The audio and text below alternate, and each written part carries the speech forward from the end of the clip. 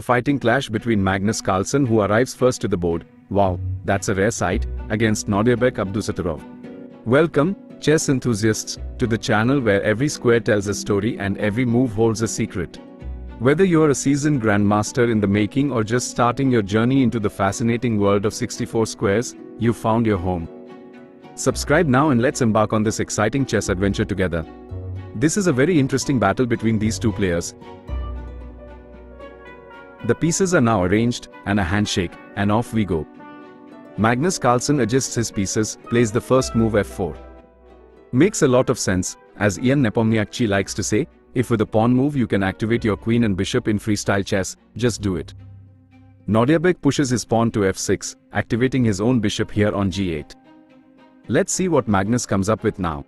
He plays his pawn to d4, pushes it forward. Maybe this move doesn't do much to activate his bishops, but he gains some center control. Nodirbek plays d5, and now e4 to put pressure down onto the e7 point. Nodirbek takes the pawn, and Magnus Carlsen is going to recapture here with queen takes e4. One thing that Nodirbek has to take care of is his e7 pawn. It could become a backward pawn. He plays his knight to d6, attacking the queen. The queen comes back. It does feel like some kind of Sicilian Maroczy bind with the pawns on d4 and f4. Now he plays c6. I like how black is methodically activating his pieces. Magnus now plays c3, also activating his other bishop. He goes bishop c7. Maybe long castle is coming in here. King c8, rook will jump to d8. They call it seaside castling. Knight to g3 comes out, so Magnus is lagging slightly in development, but look at Nodirbek castling there with his left hand. Long castle is on the board. Magnus now brings his knight out to d3, controlling the central square e5. Nodirbek peens the knight, goes bishop to c4. That's the thing with Nodirbek, it always gets sharp pretty soon. Bishop c2, I think Magnus is also getting ready to long castle and bring the rook into the game. e6 played here. You can feel it that black's strategy isn't working out, he's playing a bit too passively. Magnus says, well Nodirbek, what about this bishop here? I don't like the look of it. If you go to bishop d5, I may even push c4 and trap your bishop. So he goes knight b5, what a move. If you take here, there is knight c3 fork, you are going to lose the queen, so be careful. Magnus plays his queen to d2, simplest thing for black is to take the knight and continue the game. White is slightly better, but we all know Magnus loves tactical play. He goes bishop a5, look at Magnus, surprise. In fact, you can take the bishop now. It seems like this tactic is not working. Magnus has to calculate. He takes on c4, and Nodirbek doesn't even think, responds with takes on b5, takes the queen. Oh my goodness. Queen for 3 pieces.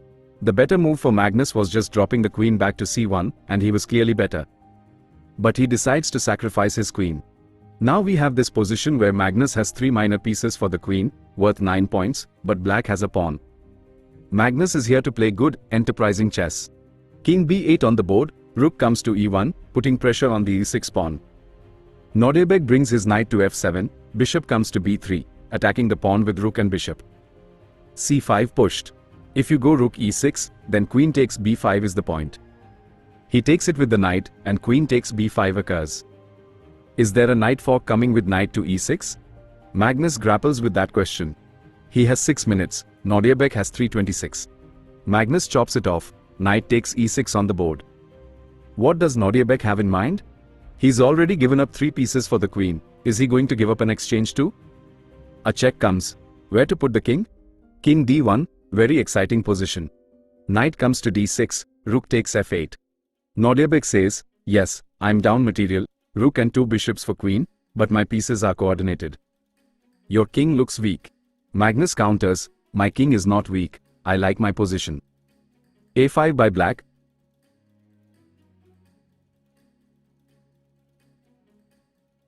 Magnus places bishop to e6, dangerous move because of rook e8 pin, but you have f5. Knight to d5, knight to b5, attacking the pawn, maybe going for a check on c3. Magnus pushes pawn d5, queen b2 check, king to f3. Is it safe? Is the king safe here, or is there some kind of mating net we're not seeing? Nodirbek picks up the pawn, and Magnus brings his knight. I have a feeling Magnus just understands, this a pawn is not dangerous, my pieces are much better. And that's a very tough thing to evaluate. It's not easy. g5 played. Magnus brings his knight to c5, threatening a knight fork on d7 that has to be addressed. Nordjabek goes rook d8, stopping that. Magnus now, how does he bring his rooks into the game? He goes rook a1, attacking the queen. Queen comes back to c4. The queen is well placed on c4. He brings his other rook, attacks the queen. There is knight c3 coming in, maybe rook c2 with the idea of rook c1 is winning material, but how easy is it to spot? Oh, Magnus is going to take the knight. He chops it off. Queen takes. Once again, 3 pieces for the queen. Rook takes a4 taken now by Magnus. Nordjabek has 50 seconds, he's better, Magnus is better, but still, not completely winning. g4 played. You can't take with the king, the queen will take the bishop on e3. So you must take it with the bishop. He takes it, bishop takes g4. And he takes the pawn on d5, wow. It's still super complicated. The b pawn can become very dangerous running down the board. The black king is a bit weak. Knight d7 plus, you may not want to give up your rook, because then it's completely winning. King c7, knight b6, attacking the rook on d5. Rook c5, and now, what a stunning move by Magnus Carlsen, rook c4. He takes, the knight jumps back to d5, giving a check and picking up the queen. Insane. Now we have 2 bishops for a rook. This is the position. Magnus plays bishop f5, incredible vision from Magnus. f6 played, time to start pushing pawns. He goes bishop e4, attacking the pawn on b7. Can Nordjabek play b5 here? I like that move, but he goes rook b3. Bit surprising. Magnus quickly brings his king into the game. These 2 bishops are controlling so many squares and defending g2. A check, king up to d3, playing carefully. Rook check, doesn't want to move away, bishop is hanging. King d2 played. King back to e7, bishop to d5, attacking the rook, rook back to b5, bishop to f3. Is this position easy to win for white? Not necessarily. King f7 by Nordjabek.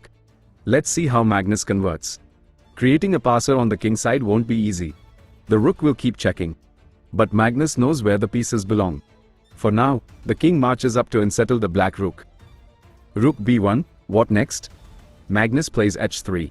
The bishop protects the pawn protects the pawn, the bishop protects the other pawn, a bulletproof formation. Rook e1, attacking the bishop, bishop back to d2. Rook back to b1, defending b7. Magnus goes to c5, just improving. Doesn't know next move yet, just improving. Rook b2, attacks the bishop. Bishop c3, attacking the rook on b2, rook b1. Now this bishop eyes the f6 pawn. Bishop b4, attacking b7. What does Nordjabek do? Can he go b6 check?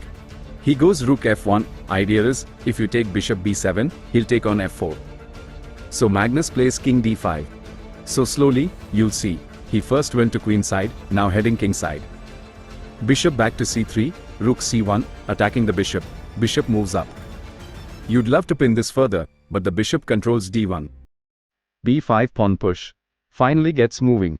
Now look, king and bishop create chaos on f6. Once the f6 pawn falls, the white pawns are ready to roll. But the black b pawn is moving too. King f7 played. Bishop d5, stopping the pawn from advancing. How to make the pawn move? Can you go b3? No, taken. Rook e3? After b3, can't play b2, square is controlled. Can you go rook b1? He goes rook d1. King comes up to e6, outstanding play by Magnus. h5 played, Magnus pushes the f-pawn, just 3 squares from queening. Plan is simple. Bishop e5, f6, f7, f8 equals q. Rook e1 plus, bishop blocks. Nordjabek has no moves to stop the f-pawn. Incredible endgame technique by Magnus. And what a game this was. A bold decision to sacrifice the queen on move 13, and then playing the position so amazingly well. Nordjabek fought with everything he had, but Magnus Carlsen once again shows why he understands chess and its intricacies so deeply.